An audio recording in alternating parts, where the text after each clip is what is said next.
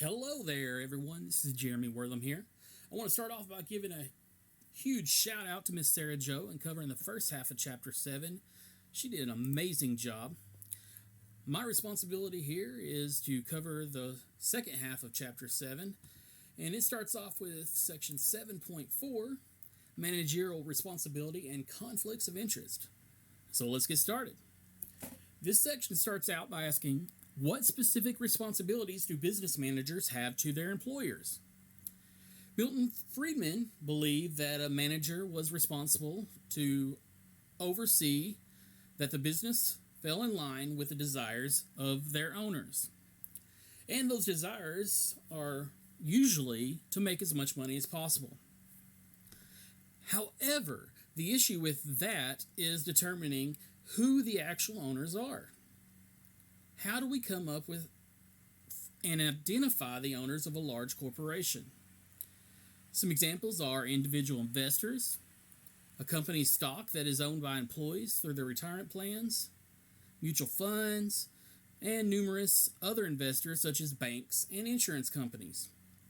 And all these owners have their own desires, which can and do conflict with each other.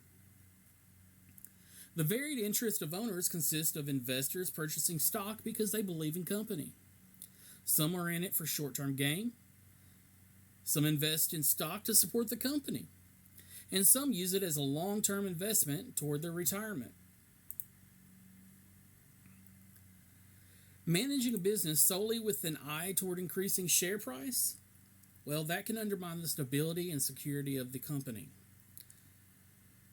Fortune magazine calls this the cult of the shareholder and identifies it as the biggest reason behind such major accounting scandals as Enron and Arthur Andersen. Managers have a responsibility to a variety of stakeholders. In this view, business managers have a responsibility to represent the best interest of the company, not just the financial desires of the investors. Every decision that a manager makes imposes cost to someone. A competent and ethical manager will impose costs and make decisions that serve the end of maintaining a fiscally stable enterprise. However, conflicts of interest occur when personal interests of managers interfere with the personal judgment of managers.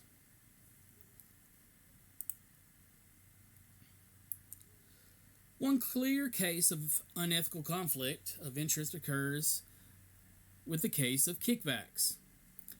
Kickbacks are those illegal payments that happen when a portion of some payment is kicked back to the payer as an incentive to make the original payment.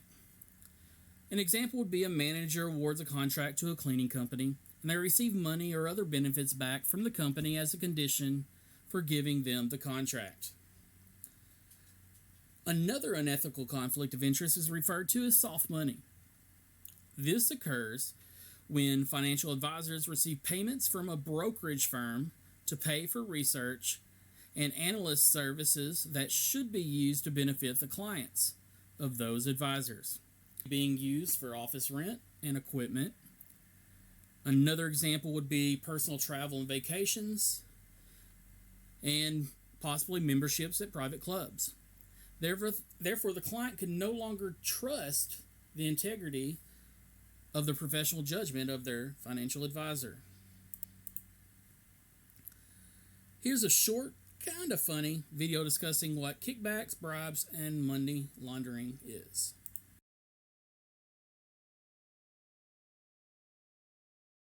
Hello YouTube! It's time for more extreme business words.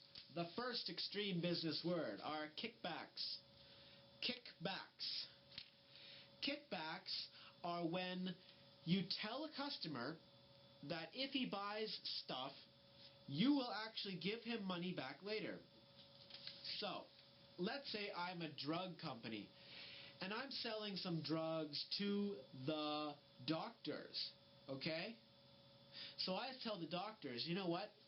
If you get patients to use our products, our drugs, I'll give you $100 for every patient. That's giving money back to the doctor when it's the patient who's spending the money. That's called kickbacks, and that is bad. The second type of bad stuff is bribes or bribery. Bribes means we're giving money to try to get them to do something for us. So, if I bribe the government and get them to, approve my company dumping toxic waste in the river, that's a bribe. You hear about bribes in a lot of government and like judges in third world countries, even first world countries with judges. You hear bribery with regulators and with government people like members of parliament or senators taking bribes to do favors for other people. So bribery is bad. The third type of bad stuff is money laundering. Money laundering. Money laundering means taking illegal money and then filtering it through the system so that it looks clean. That's why it's called laundering, because we're cleaning the money. So, let's say if a man named Peter is doing illegal stuff at the casino. He's gambling and he's cheating on the gambling. So he gets all this money, all this cash, like $10 bills. He needs to do money laundering because he cannot take $10 bills to the bank because they'll know he's doing money laundering. So what he does is he goes and he buys a whole bunch of building materials, but he goes like to different stores. $10 here, $20 there, $100 there, and he builds a house with all these small pieces of money, and then he sells the house for one big check. That is money laundering. And money laundering is bad. So that was kind of a humorous video on discussing kickbacks, bribery, and money laundering, but very descriptive. So our next section, we're going to go into section 7.5, trust and loyalty in the workplace. To trust someone is to be confident in and rely upon their judgment when one is vulnerable to their decisions. But what makes a manager worthy of trust? That's the question. What character traits, which virtues, make someone trustworthy? Managers that are trustworthy develop and maintain a high professional competence and expertise. Loyalty in business is understood also as a willingness to make personal sacrifices in the interest of the firm. Some believe that employees have an ethical responsibility to be loyal employees. To what degree do employees have a responsibility to make personal sacrifices for the firm? Well, according to Ronald Duska, employees have no responsibility to make those sacrifices for the firm. Duska defines loyalty as a willingness to sacrifice that is based on a relationship of mutual enrichment and goes further by suggesting that the employment relationship is simply a contractual arrangement that serves the individual self-interest of all the parties.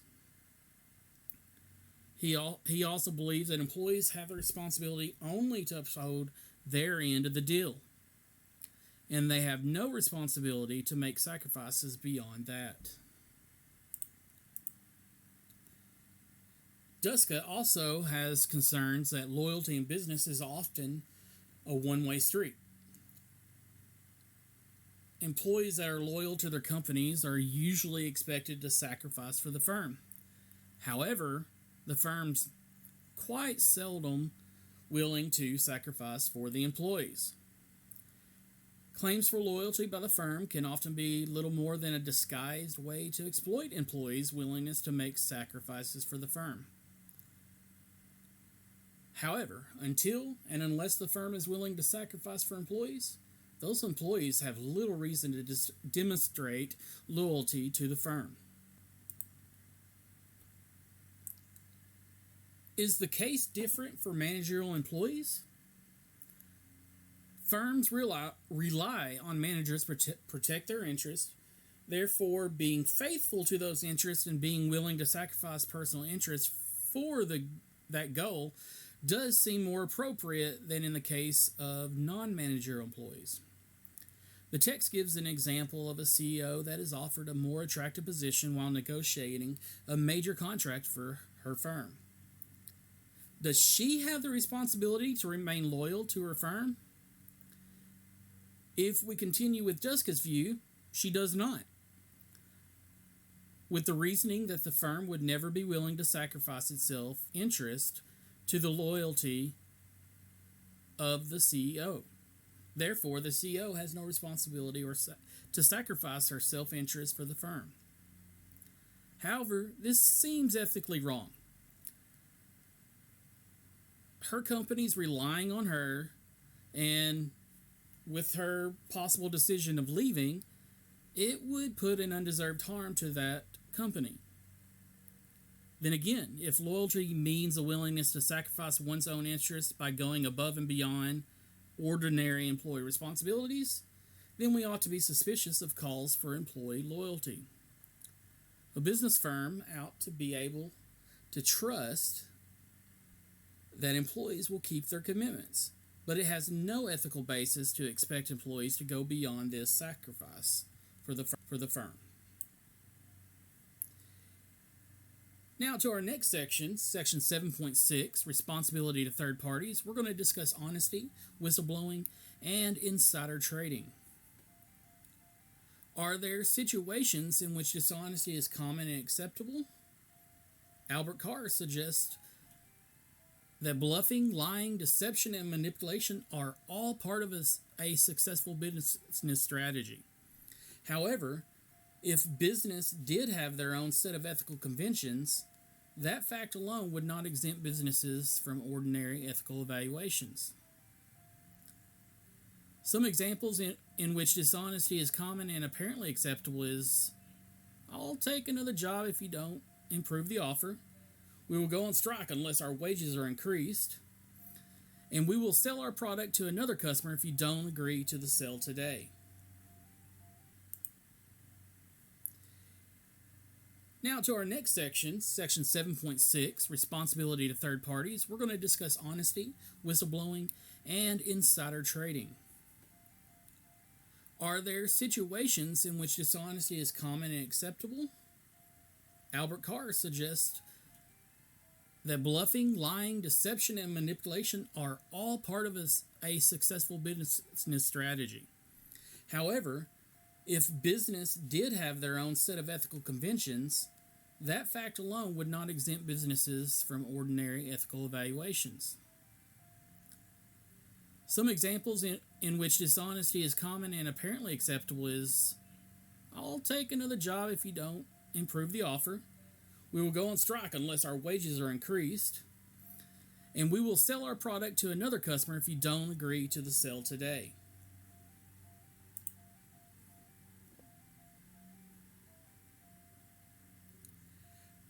There are 3 reasons to explain ethical responsibility to be honest. We have dishonesty, which undermines the ability of people to communicate. We have honesty and trust, which creates essential preconditions for all cooperative social activities.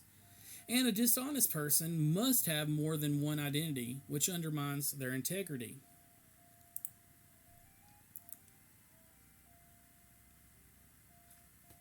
A bluff can only work as a bluff if the person being bluffed believes that it is true, is being deceived.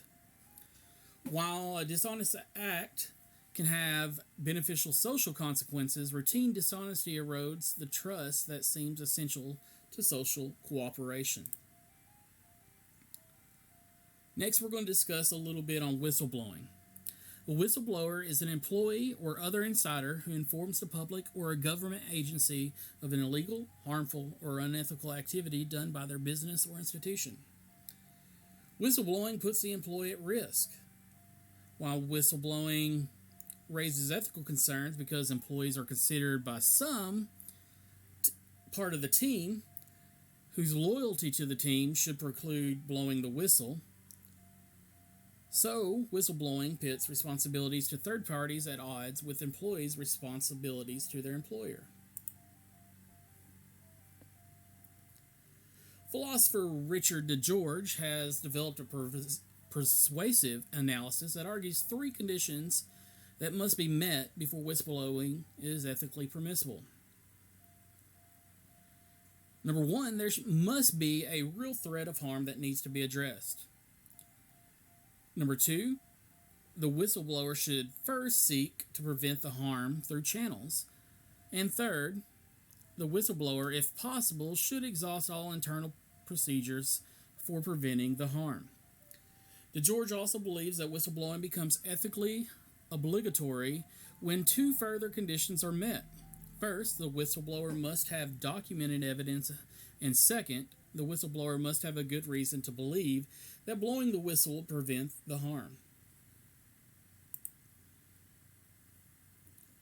Finally, we'll discuss insider trading, which generally refers to the practice of buying or selling securities on the basis of non-public information that one has obtained as an insider. An example of insider trading would be a government employee that is aware that a new regulation is going to be passed that will significantly benefit an electric company. So the government employee secretly buys shares of the electricity company and then pushes for that regulation to go through as quickly as possible, which will, in the end, pad the government employee's pockets. Trading on the inside information involves misappropriating private resources for personal gain in a way that harms the firm's investors. Since investors rely on managers to represent their interests, insiders who trade on the inside information violate that trust and defraud the very people they have a responsibility to represent. Finally, we have our three discussion questions.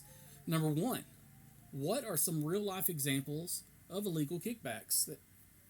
Number two, can you think of an example of when you have been harmed? Was this harm ethically justifiable? Was it not? Explain how. And number three, what are some problems that could be associated with employee whistleblowing for the whistleblower? I hope you enjoyed this presentation. This is Jeremy Wortham here, and thank you for listening.